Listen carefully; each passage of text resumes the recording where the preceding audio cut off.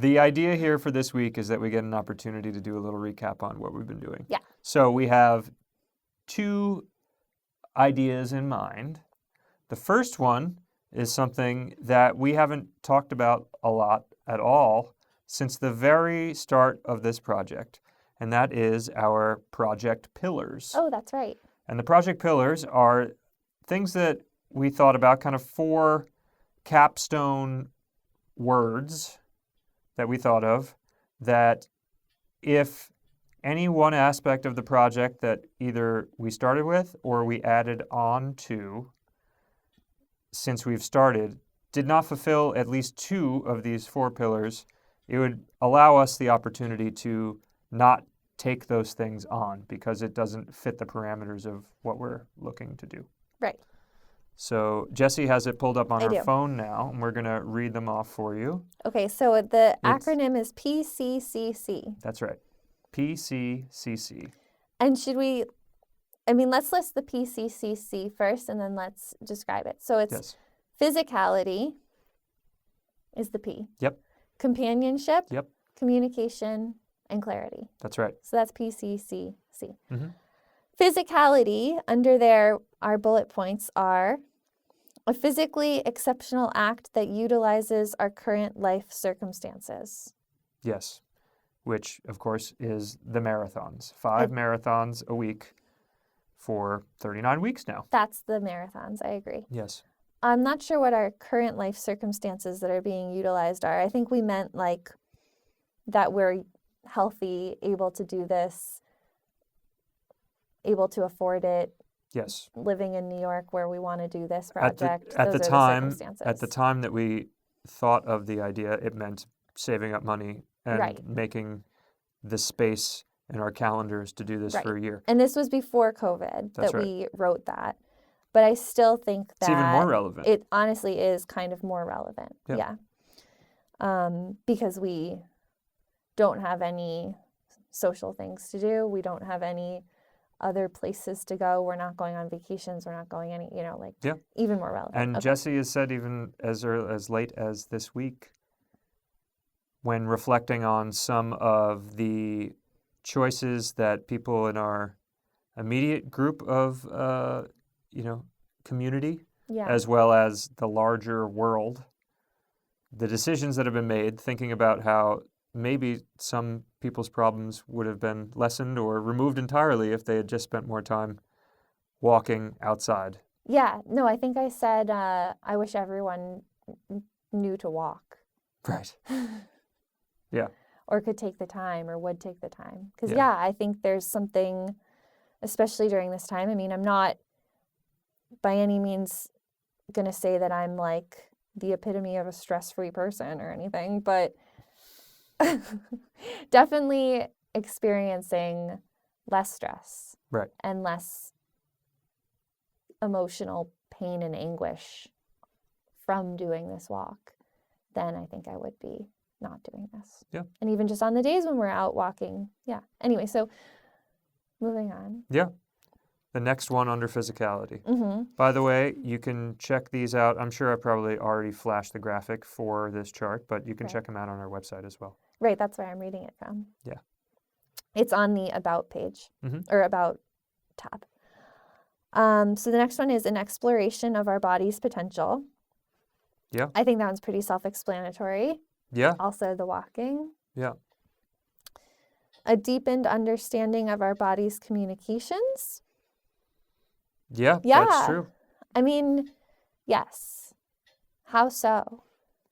I would say that we have had the opportunity to watch our bodies go from struggling with this process to accepting it, and then finding out that the body can actually normalize even really extreme things like this. Yeah. I think also it's really related to what you just said, but something like the levels of pain or discomfort that I might be experiencing throughout the day. Like one level of pain is just kind of my body being like, I'm a little tired. And like maybe that means I need to get a drink of water, or maybe that means I need a granola bar, or like maybe I just need to ignore it and it'll go away. But there's like sort of this like easy thing. And then there's a different level of pain that means that I might need to stop and stretch or like sit down for a second. And then there's another level of pain that I don't think I've felt, and I hope we don't feel, but probably that would communicate like there's a real problem here. Yeah. So I think just even that, like recognizing that my body's telling me something, and that it's not all like, oh, I have to stop. My foot hurts, but it might just be that maybe I'm tired in another way. Maybe I need something to eat. Yeah. So the next bullet point under physicality is routine performance of the act. We're definitely doing that. Yes. Yes, we've accomplished that so far. Yeah, that's pretty obvious also. A prioritization of long-term body health. Yes. I mean, there hasn't been any time where we've tried to walk through something that seemed like it would be detrimental long term. No, that's true.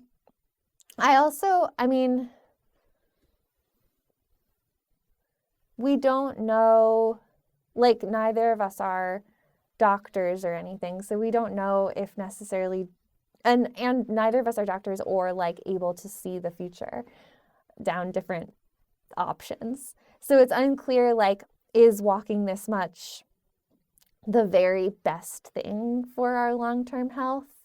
Maybe. They say that walking is really good for you, for like your mind and your body, and for staying limber, and for keeping your heart pumping, and like all these things. It is really good for you. Is walking this much the best thing for your long-term health? I don't know. Yeah. But it's definitely not like,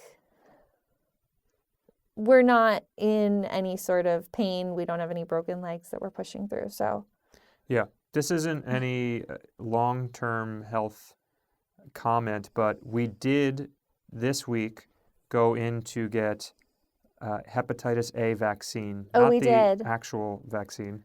Well, it was the actual hepatitis A vaccine, but it wasn't the coveted Right. COVID vaccine. Yes. And so this was... Because we're not eligible for that yet. That's right. This was my 6-month booster. This is my second part 2 of the Hep A vaccine, which is recommended to us by, we share a doctor. Dr. Shelley Shee. Yeah. And highly so, recommended if you that's can get right. in there. So we had gone in August, which was a month, somewhere between like 6 and 8 weeks into the project. Yeah. And I had gotten the physical done at the same time. And so I inquired about what my weight was, because it's now been 6 months of walking. And so my weight has changed 8 pounds. So I've gone down 8 pounds during that time. Yeah. So again, not really a long-term health thing necessarily, but I think people might be curious what it's like if you're walking 131 miles a week and eating at least 3 bagels a week, how that all balances out. And Yeah. It turns out it's minus 8 pounds.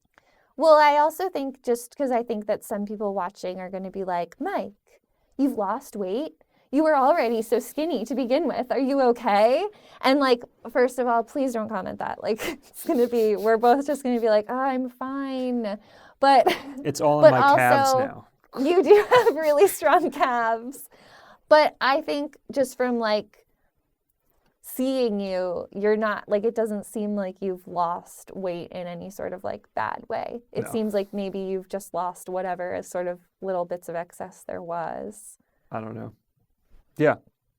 I thought it was just interesting to share. It's and also, interesting. I wonder, It's interesting. I mean, I kind of wish that I had gone the first week, because I wonder, like, 8 weeks of walking probably shed off whatever, like, the most lowest hanging fruit was.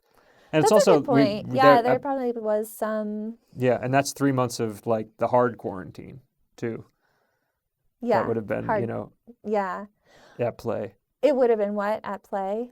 Yeah, I mean that would have been March 20th to June 20th or something when we started the project, which was the most like sedentary that we would have been. That's a good point. Yeah. Yeah. Well, But anyway. you didn't. Yeah. So anyway, go on with the physicality. Well, Are there that any was more? the last one of physicality. Yeah, I mean, I would say that all of the boxes have been checked with respect to that. I mean, I don't Yeah. know if there's really any other physical act we've taken on during this project duration. Like, it's been mostly the walking, obviously. I think it's just been the walking. This is not, we'll get back to this in a second, but I also just want to say that you visited a physical therapist before starting this, That's correct. who, just in speaking of long-term body health, he did like sign off on this. He did. Yeah. No, he was very supportive. Yeah. Insofar as, I mean, I'd only met him once, and he was like, yeah, that's possible. And I was a little concerned when I met with him that he was going to be like, oh, don't do that. That's a Yeah. bad idea. But Yeah. he had no. No, he was like, this is fine. Yeah. You're going to be fine. Yeah. And like wear supportive shoes kind of Yeah. thing. Yeah. He also, when I met with him, said that he would be interested in being on the podcast. So maybe one day. Oh. Maybe one day we'll have him on. Yeah, we should talk to him. Yeah.